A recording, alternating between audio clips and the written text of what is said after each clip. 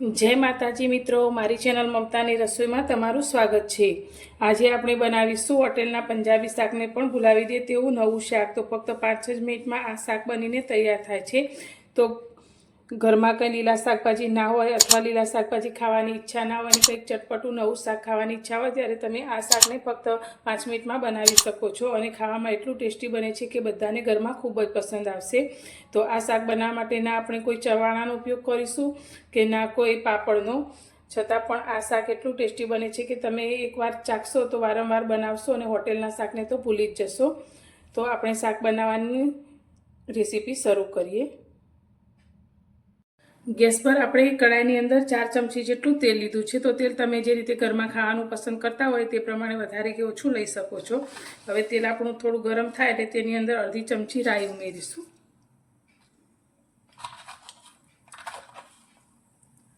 રાઈ આપણી થોડીક ફૂટવા લાગે એટલે તેની અંદર આપણે 1 ચમચી જીરું ઉમેરીશું। રાઈ અને જીરુંને આપણે સારી રીતે ફૂટવા દઈએ।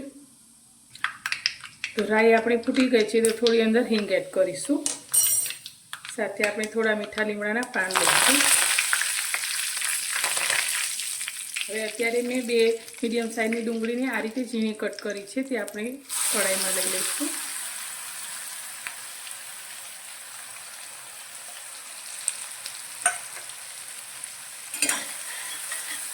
હવે ડુંગળી આપણી આછા ગુલાબી રંગની થાય ત્યાં સુધી તેને આપણે સાતળવાની છે। તો ડુંગળીનું કાચાપણું દૂર થઈ જાય ત્યાં સુધી તેને આપણે સાતળીશું। તો ડુંગળી આપણી સારી રીતે સંતરાઈ ગઈ છે। તો અત્યારે મેં ટુકડો આદુ, 2 લીલા મરચાં અને 6 થી 7 કળી લસણને આ રીતે ઝીણું ખાંડી લીધું છે તે અંદર લઈ લઈશું અને તેને પણ આપણે ડુંગળીની સાથે સાંતળીશું। આદુ મરચાં પણ આપણા સારી રીતે સંતરાઈ ગયા છે। તો હવે અત્યારે મેં 2 મીડિયમ સાઇઝના ટામેટાને આ રીતે ઝીણા કટ કરીને લીધા છે તે ઉમેરીશું।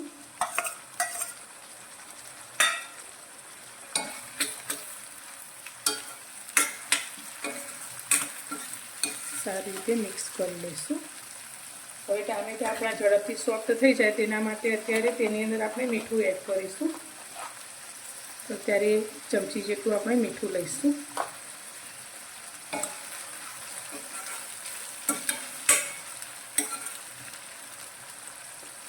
હવે આને આપણે ઢાંકી અને ટામેટા સારી રીતે સોફ્ટ થાય ત્યાં સુધી થવા દઈએ। હવે ટામેટા આપણા કૂક થાય છે ત્યાં સુધી આપણે એક મસાલા પેસ્ટ તૈયાર કરીશું। તો એક વાટકી લઈ લઈશું, તેની અંદર અત્યારે આપણે 1 ચમચી લાલ મરચું પાવડર લઈશું, સાથે 1 ચમચી આપણે ધાણા જીરું લઈશું, અડધી નાની ચમચી આપણે હળદર એડ કરીશું। હવે આપણા શાકનો ટેસ્ટ એકદમ પંજાબી સ્ટાઇલ આવે તેના માટે અત્યારે મેં 1 ચમચી કસૂરી મેથી લીધી છે જેને આપણે થોડી હાથથી મસળી અને અંદર એડ કરીશું। તો અત્યારે ચોમાસાની ઋતુમાં કસૂરી મેથી એકદમ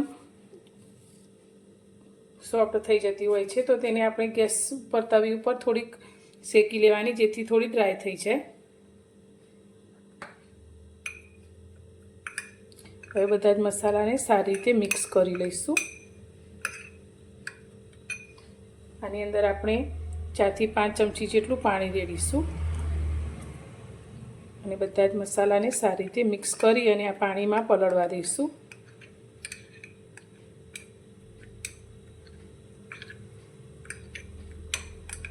જેથી આપણા મસાલા એકદમ સરસ રીતે ફૂલી જશે અને શાકનો ટેસ્ટ ખૂબ જ સરસ આવશે।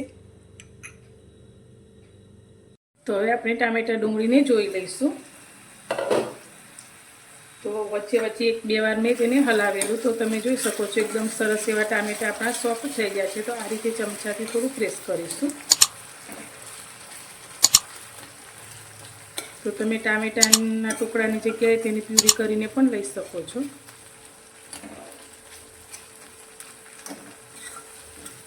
તો ટામેટા એકદમ સરસ સોફ્ટ થઈ અને આ રીતે તેલ પણ છૂટું પડી ગયું છે। તો હવે આપણે જે મસાલા પેસ્ટ તૈયાર કરી છે તે અંદર ઉમેરી દઈશું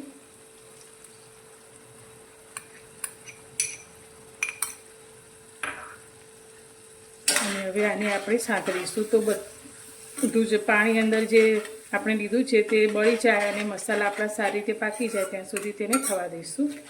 તો આપણી આ ગ્રેવી સારી રીતે પાકવી ખૂબ જ જરૂરી છે, તો શાકનો ટેસ્ટ ખૂબ જ સારો આવે છે.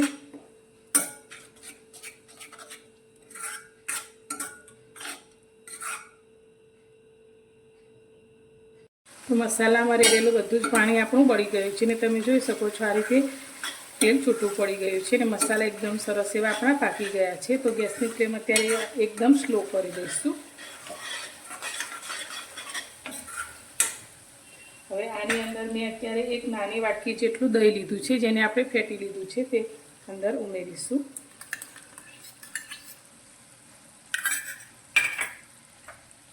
અને તેને સારી રીતે મિક્સ કરી લઈશું.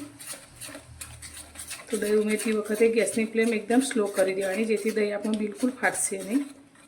અને આ રીતે સતત થોડું હલાવી લઈશું.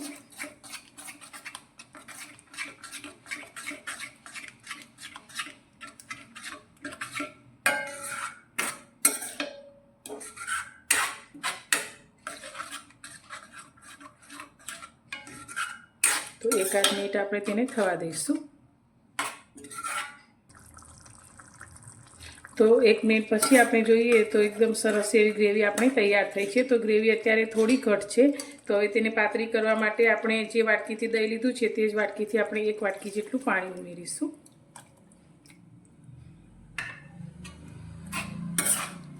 હવે શાકની અંદર આપણે ટામેટાં અને દહીં બંનેનો ઉપયોગ કરે છે. તો ખટાશને બેલેન્સ કરવા માટે અત્યારે આપણે ઝીણો કરેલો 1 મોટી ચમચી ગોળ લીધો છે, તે અંદર એડ કરીશું. અને નાની અડધી ચમચી જેટલો આપણે કિચન કિંગ મસાલો લીધો છે તે એડ કરીશું. તમે ગરમ મસાલો પણ લઈ શકો છો. એ સારી રીતે મિક્સ કરીશું અને આ ગ્રેવીને થોડી વાર માટે આપણે ઉકળવા દઈશું, 2 થી 3 મિનિટ જેવી.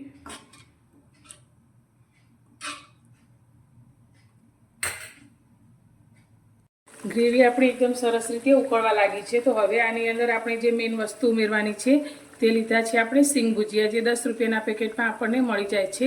તો આ સિંગ ભુજિયાને આપણે કઢાઈમાં લઈ લઈશું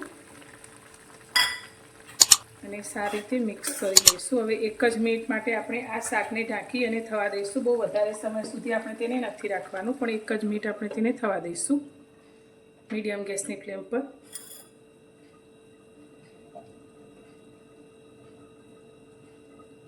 તો 1 મિનિટ જેવું થઈ ગયું છે. તો ગેસની ફ્લેમ આપણે બંધ કરી દઈશું અને શાકને જોઈએ તો તમે જોઈ શકો છો એકદમ સરસ એવું તેલ છૂટું પડી અને આપણું શાક તૈયાર થયું છે. તો હવે ઉપરથી આપણે થોડી લીલી કોથમીર ઉમેરીશું.